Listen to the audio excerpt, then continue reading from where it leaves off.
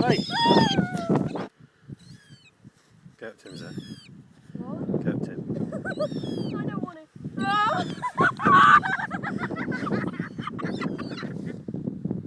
Oi! Oh my god. It's gonna fight you, Dad.